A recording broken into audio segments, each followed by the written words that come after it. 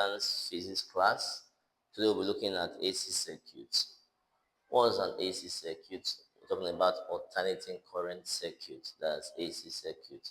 An AC changes values and direction, meaning it changes its magnitude and direction. Now take note that an AC changes its value and direction does not make it a vector quantity. An alternating current is a scalar quantity. Take note of that. Don't be deceived because of that. Now, because it fluctuates, we call it an alternating current, and such a graph is a sine form graph or a sinusoidal curve graph. So it can be for a current and it can be for a voltage. So this is a sine graph for current and this is a sine graph for voltage. Now this is the peak current. Here to here are the peak currents. These are the peak current, upward, downward, same thing. Peak voltage. Peak voltage here to here is your peak current also, just like here to here is your peak voltage also. So such a fluctuating current has a sinusoidal curve which changes direction. So from here to here is one direction, from here to here is another direction. If I'm taking it from here to here, from here to here is one direction, from here to here again is another direction. So it changes its value and it changes its direction. Now we said its current or voltage at any instant of time is called instantaneous current and voltage. So at any instant of time, whatever be the current at it fluctuates is called instantaneous current or instantaneous voltage. And we have such equation expressed as this. For instantaneous current, we have it as a peak current sine omega t.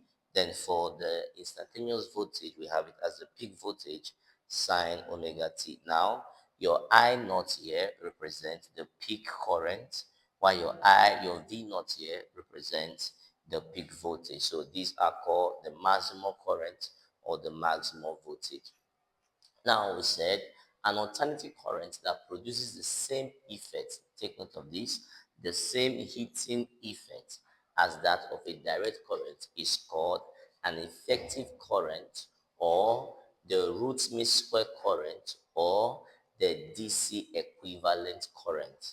The DC, direct current equivalent. So it means root mean square or effective current or the DC equivalent is that current that is that alternating current that will produce the same heating effect as that of a direct current. So we now said that the root mean square current is equal to the peak current over root 2. Take note of this formula, is very important. The root mean square current equals the peak current over root 2. Likewise, the root mean square voltage equals the peak voltage over root 2. Now we have an example to look at here. Example 1 says the current output form of an AC source is given as this. So this is the instantaneous current that was given us as an equation. So if this is our instantaneous current, the DC equivalent is dash. What's the DC equivalent? The DC equivalent is also called the root mean square current. So now it means this question is asking us what is the root mean square current, and the root mean square current is RMS is equal to I naught over root 2. So now if you compare this equation with this equation here, you see that I naught here, which is your peak current, is what is 10 here. So this is what I need here. So the IRMS will now be equal to 10 over root 2. To solve that question now, we'll now be having IRMX is equal to 10 over root 2. And if you rationalize this, it becomes 10 over root 2 times root 2 over root 2. So I will now be having 10 root 2 over 2. So the answer is now 5 root 2 ampere.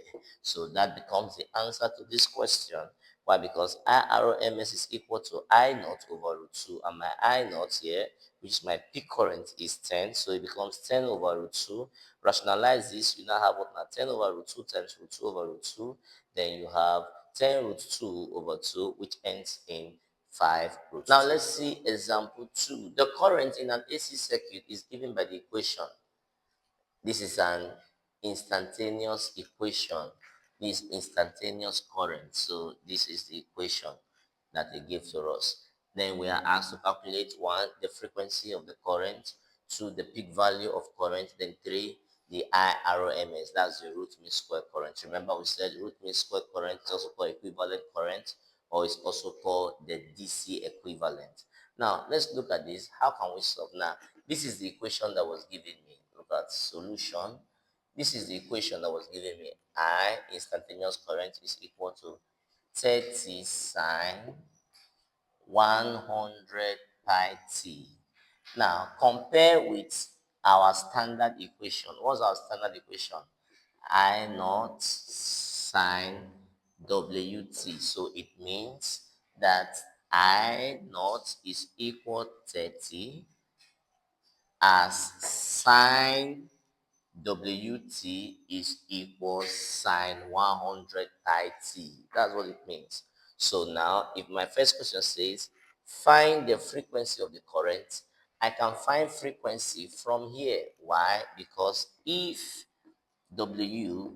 if omega, which is W here, equals 2 pi f, so it means I will not say that therefore sine 100 pi t is equals sine WT. Now, my omega is 2 pi f, so it becomes sine 100 pi t is equals sine, in place of omega or in place of angular velocity, I'll put by 2 pi f, then t.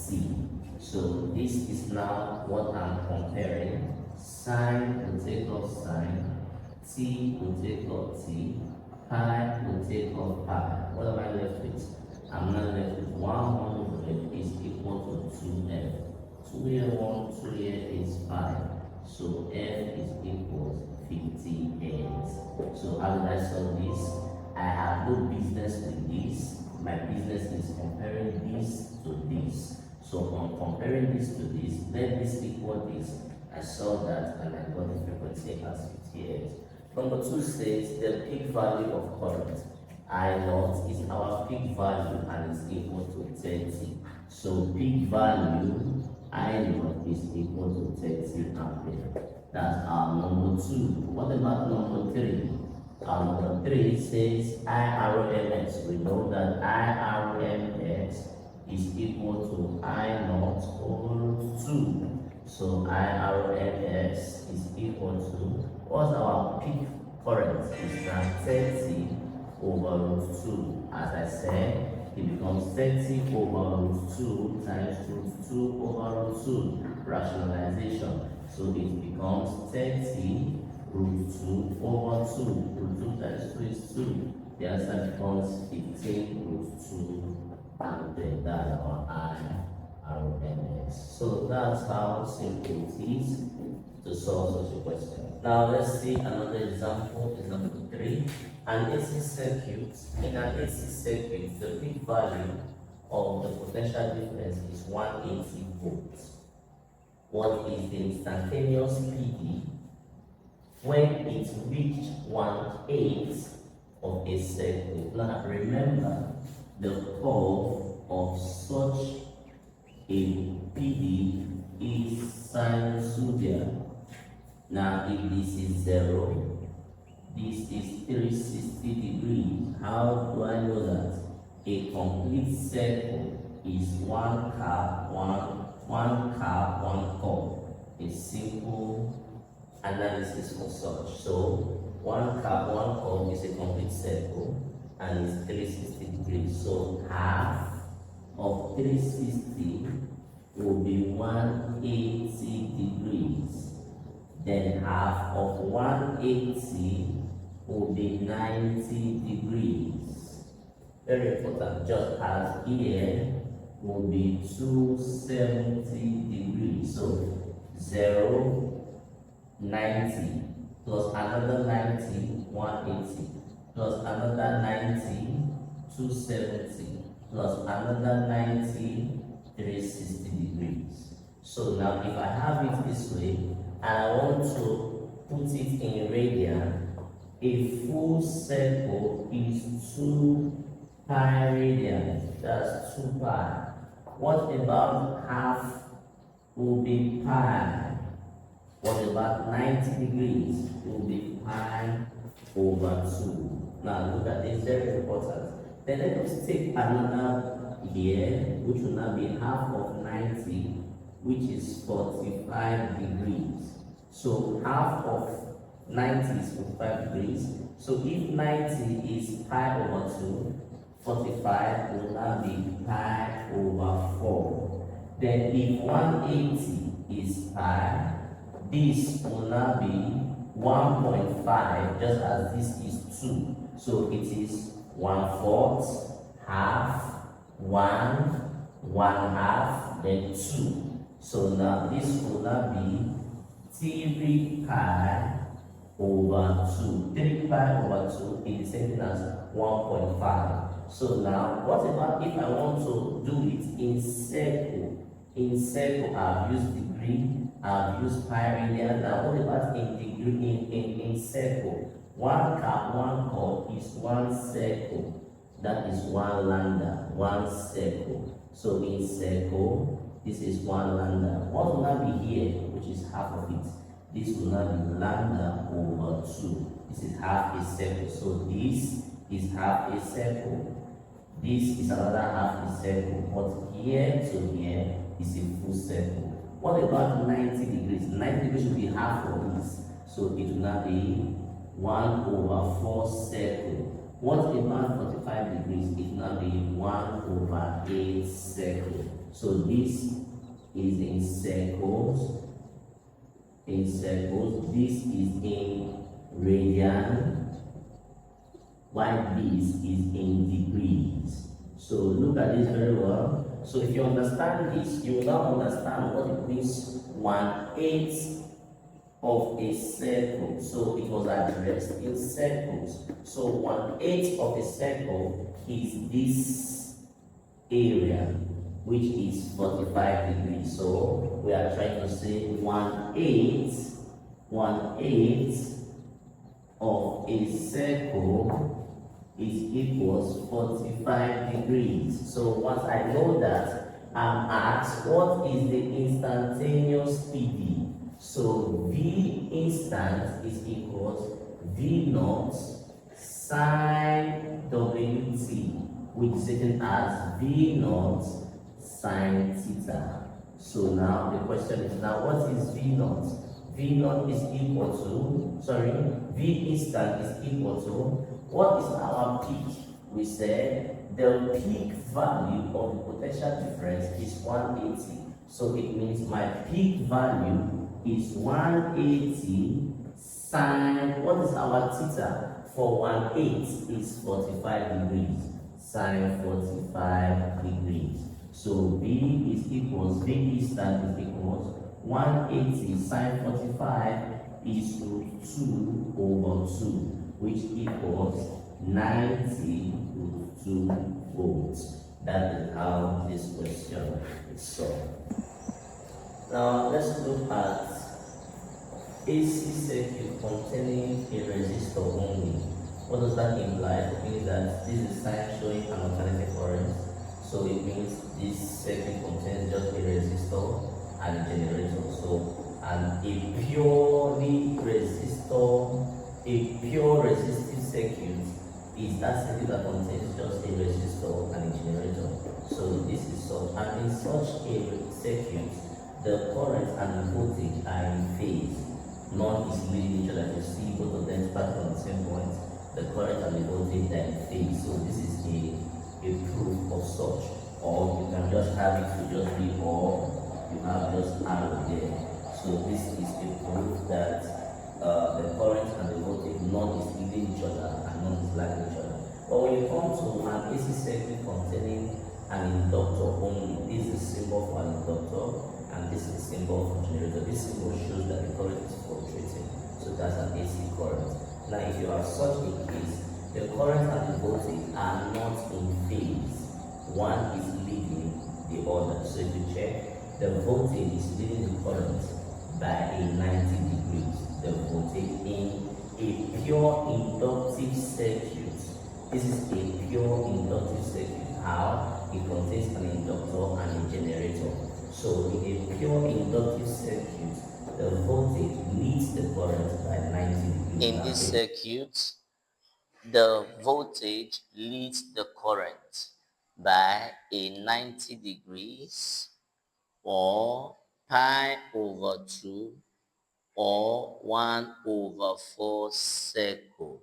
You remember that all of these mean the same thing. So 90 degrees is pi over 2 is 1 over 4 circle. So in a pure inductive circuit, a pure AC circuit that contains an inductor only, the voltage leads the current by 90 or pi over 2 or 1 over 4 circle. Now this is the vector diagram, why this is the curve or the graph to show that the voltage leads the current by 90 degrees. Now take note, the opposition to the flow of current in this particular circuit is called inductive reactance.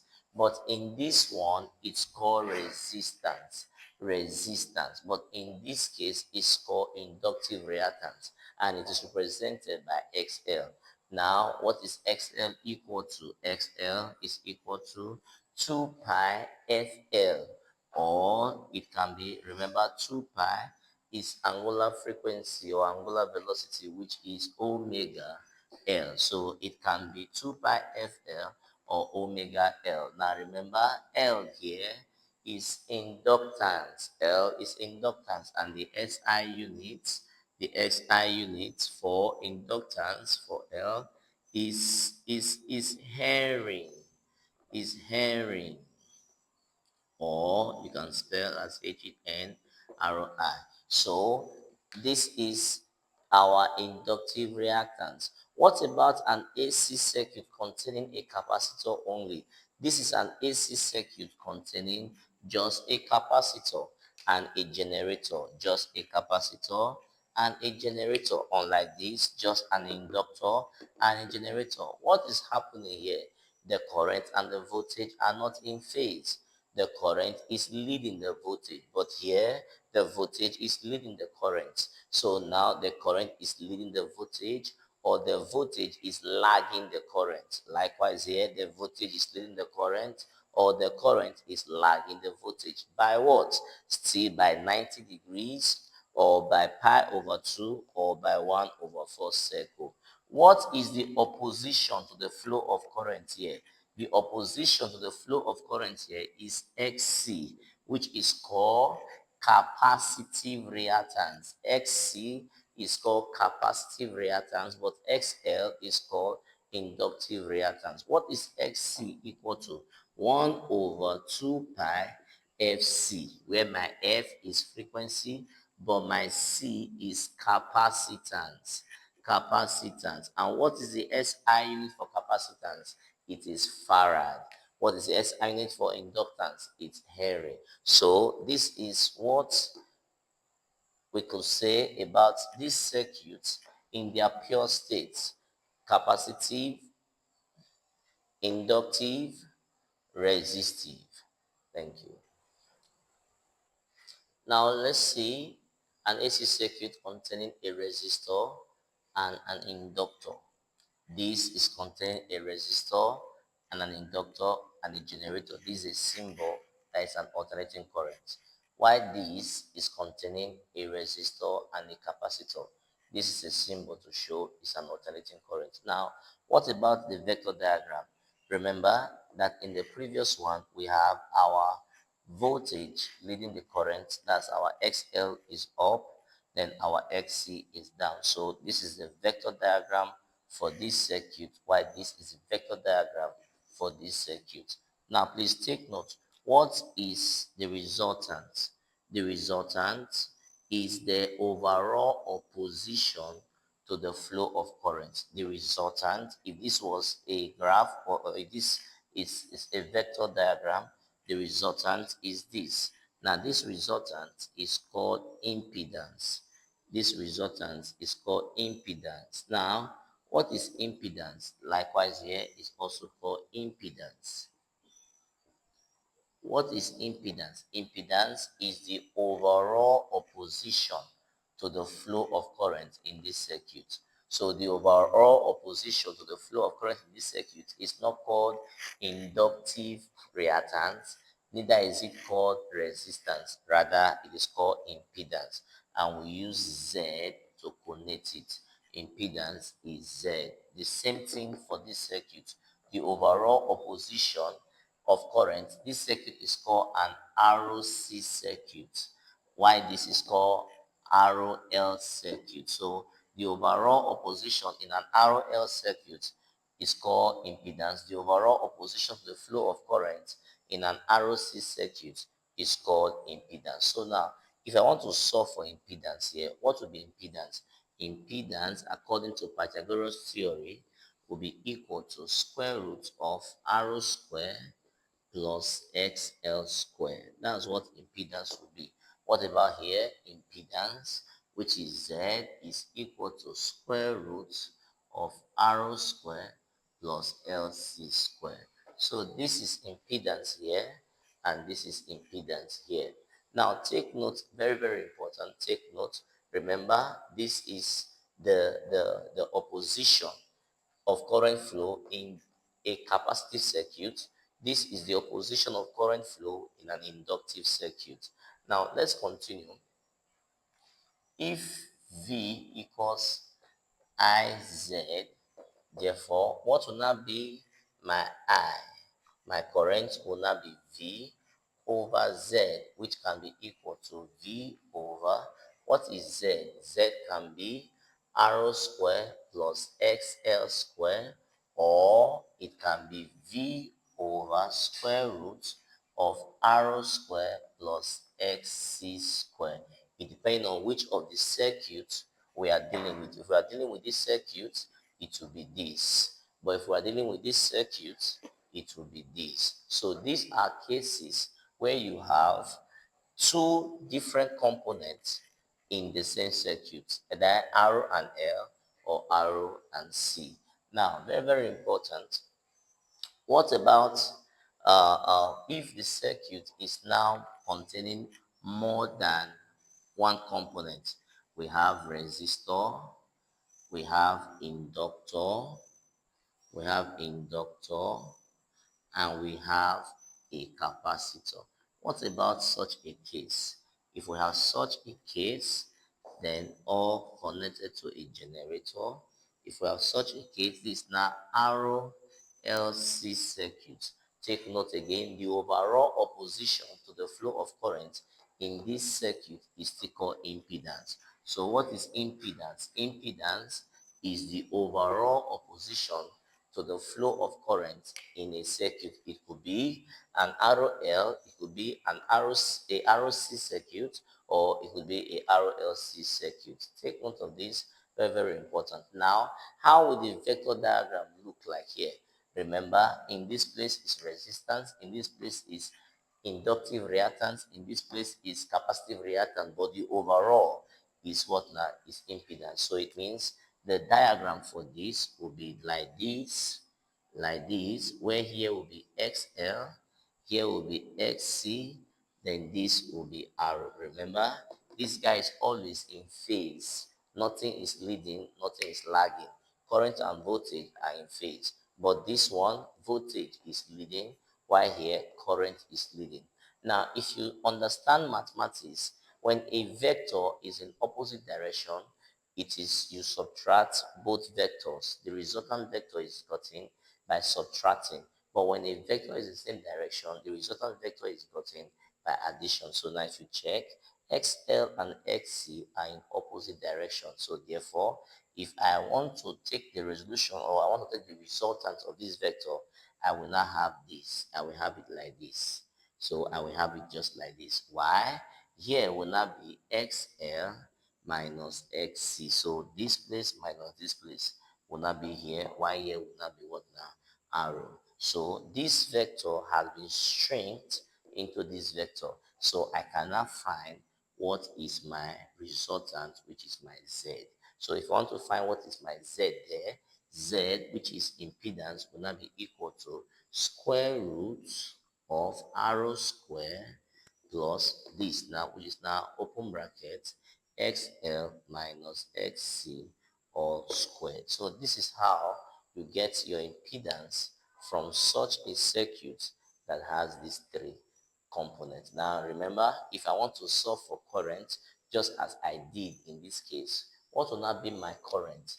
My current, please take note of this, current will not be equal to V over square root of, it will now be arrow square plus, instead of this or this, it will now be open bracket XL minus XC squared.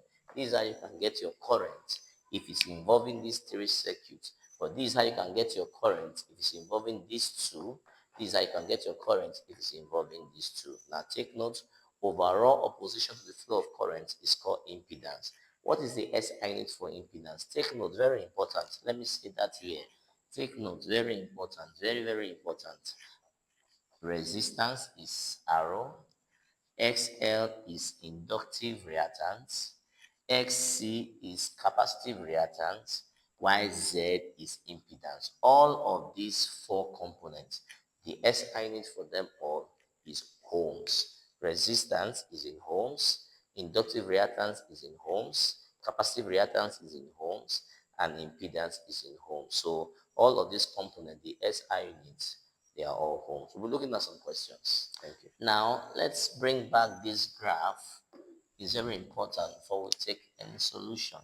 Now, if I have a graph like this, remember here is XL minus XC, and this is arrow. Now, I have this as Z. Now, what about if this angle is here? Now, I can boldly tell you that here is the same thing as here. So this is the same as XL minus XC. Now this makes an angle of 90 degrees. Now if I ask you, what is tan phi equal to? Tan is opposite over adjacent. So what's my opposite? Is XL minus XC over what's adjacent over arrow. So tan theta, which is called phase difference,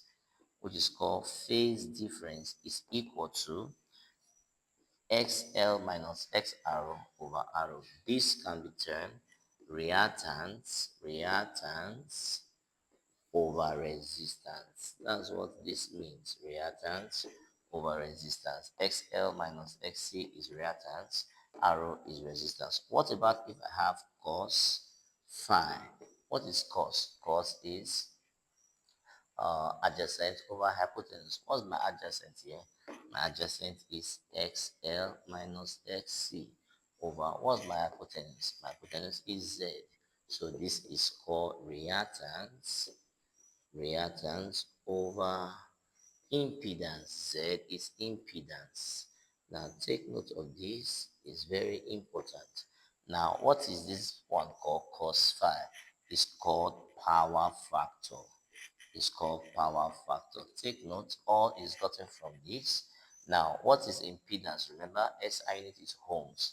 What is reactance? SI unit is ohms. Now, take note, all of these things are scalar quantities. They are all scalar quantities. Reactance, resistance, impedance, they are all scalar quantities. Take note of that.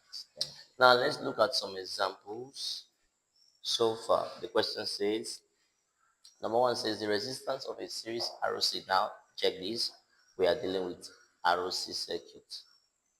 Is 5 ohms. If the impedance of the circuit is 13 ohms, calculate the reactance of the of the capacitor. So it means I'll say Z is equal to, that impedance is equal to R square plus XC square. That's just Then z is now we have z is 13, so it becomes 13 is equal to square root of our resistance is 5 square plus x is square. Now to do this, take the square root of both sides. This becomes 13 square is equals 5 square plus x is square.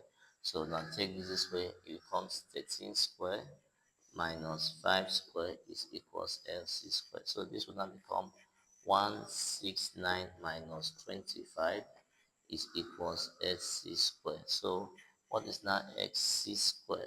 SC square is now equals this minus this will now be 1, that will be 144. So we now have our SC will now be square root of 144. SC will now be 12 ohms. That becomes the answer to this question. What about question number 2? Question number 2 says a capacitor of capacitance 2 microfarad is connected to an AC power source of frequency 200 over pi hertz.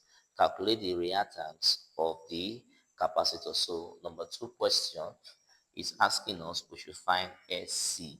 SC is the reactance of the capacitor and we call it capacitive reactance. So what is XC equal to? Remember, XC is equal to 1 over 2 pi FC.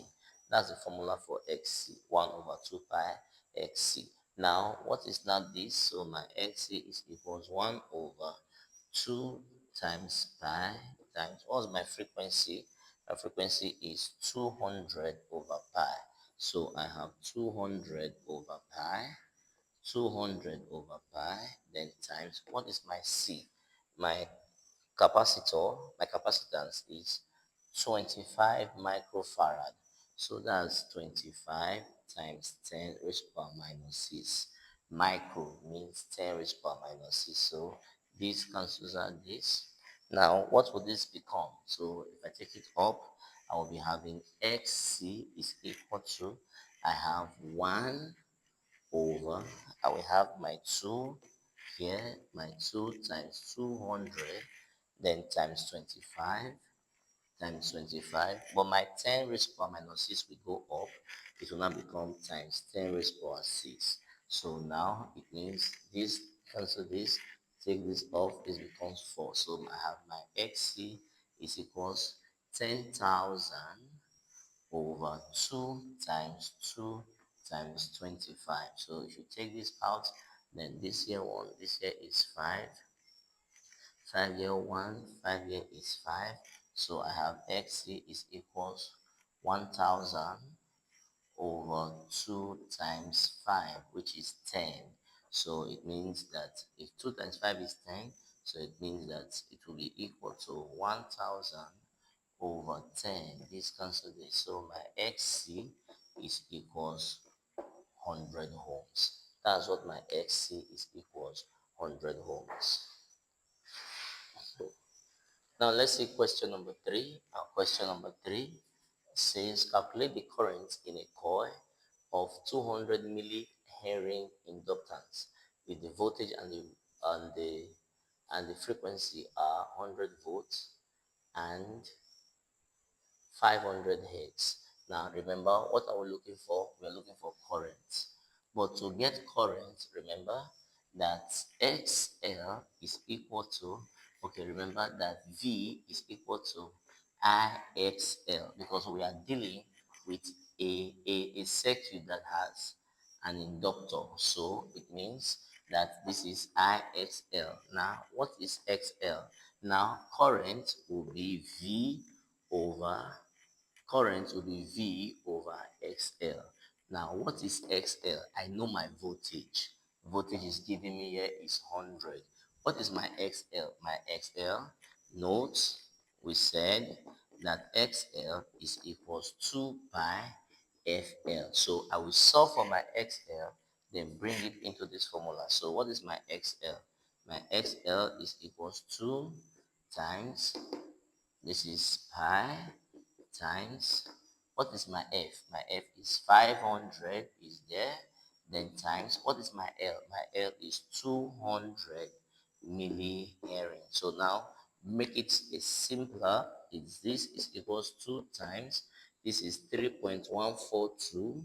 That's pi 3.142 times 500 times this becomes 200 over 1000. Milli is 1 over 1000. So this cancels this cancels this, then this cancels this. So what do we have? We have 2 times 5. So XL will be equal to 2 times 3.142 times this will be 100. So what do I have here now? I have this will be 1, 2. To take off this 2, so it will be equal to 2 times 314.2. So this will now be equal to, I have this as 4 points, then this will be 8, then this will be 2, and this will be 6 ohms. So this is what I have as ohms. Now to solve for current, so current will now be equal to, what is this? V is what now? V is 100 over, what's our XL? Our XL is 628.4. So this will be equal to 0.159 ampere. That's the answer to this question. So you see, we have solved some questions showing how this formula is used. Now we'll be looking at conditions for resonance. Conditions for resonance in a series RLC circuit. Now below are the conditions for resonance. What's the first condition? Our inductive reactance must equals the capacitive reactance. Let me do something about this here. XL equals XC. What is XL? 2 pi FL equals 1 over 2 pi FC. Cross multiply, you have 2 pi FL dot 2 pi FC is equals 1. So if you do this, you have 4 pi squared F squared LC is equals 1. So now what is F squared? F squared equals 1 over 4 pi squared LC. Take the square root of both sides. Have F squared square root of this cancel this will be equal to square root of 1 over square root of 4 dot square root of pi square dot square root of LC. So this cancels out this. So I have F is now equals 1. Square root of 1 is 1 over square root of 4 is 2. Then I have this as pi square root of LC. Now take note, this is the resonating frequency. So XL equals XC at resonance and gives us the formula for resonating frequency. So this is the formula used for solving resonating frequency. Now what's another condition? Impedance equals resistance is another condition for it. How can I prove that? Remember that impedance equals square root of R squared plus open bracket XL minus XC all in bracket square. Now, if XL equals XC, I will now have Z is equal square root of R squared plus open bracket XL minus XL square. Everything here will become 0. So Z is equals square root of R squared. This cancel this. Z equals R. So at resonance, Z equals R. Impedance equals resistance. Another one is current is maximal. EMF is maximal. Phase difference equals 0. Power factor equals 1. So take note, power factor is cos phi, where phi equals 0, cos 0 equals 1. So all these are conditions for resonance to occur in an RLC series circuit. Thank you.